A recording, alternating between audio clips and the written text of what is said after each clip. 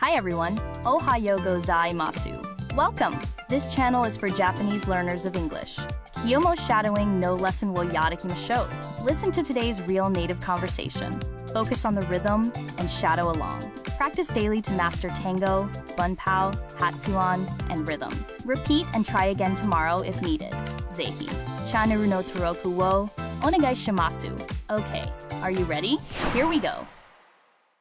So you're telling me going into an English interview without a plan is like walking into a maze blindfolded. Exactly.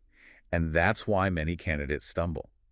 They often focus on just speaking English well, but neglect to think through what they really want to say.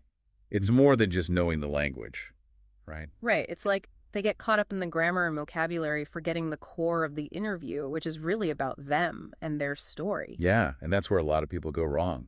They try to memorize answers, like they're reciting a script. Which totally backfires, I bet, because the interviewer can see right through that, right? Absolutely.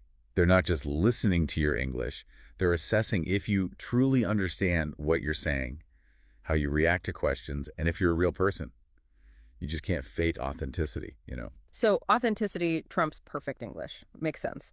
So what are these questions that everyone keeps stumbling on? Well, some common ones you'll always hear are the usual, tell me about yourself, or why are you interested in this position? But there's a lot more to it than meets the eye. It's how you respond and your attitude that makes all the difference. So those typical tell me about yourself questions that are really about if they connect with your story. Precisely. So when they ask, why are you interested in our company? They are actually asking, do you want to be here, or is this just a stepping stone? Oh, that's a good one. So it's like reading between the lines. Exactly. They want to see if you understand their mission, values, and all that, and if they align with your own aspirations. So research is non-negotiable then? Non-negotiable, absolutely. You can add a fake, genuine interest. So you can't just go in there with canned responses and hope for the best, huh? Not at all. That's why when they ask, what are your strengths and weaknesses, they aren't looking for a list of cliches. Right. It's more about how self-aware you are. Exactly. Can you talk about your strengths with examples and how you used them in the past? But also, are you able to look inwards and acknowledge some of your flaws? So it's about being real and relatable, not perfect, right? You hit the nail on the head. They're looking for genuine, well-rounded individuals, not just robotic responders. And also, how you present yourself and your goals. And I bet the where do you see yourself in 5 years question gets a lot of canned answers. I bet.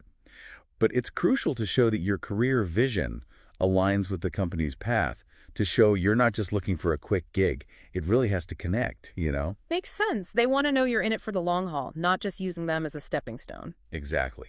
Which is also why you need to know about their mission and vision, as that shows how invested you are. And it's important to show you've given serious thought to your future with them. So it's not just about what you can do for them, it's what they can offer you too. Precisely. It's a two-way street, and they expect that you're looking at them as well. And that is also why it is so important to ask the right questions, right? Yes. The dreaded reverse question. So what? Should you never go with the classic, I have no questions? Definitely not.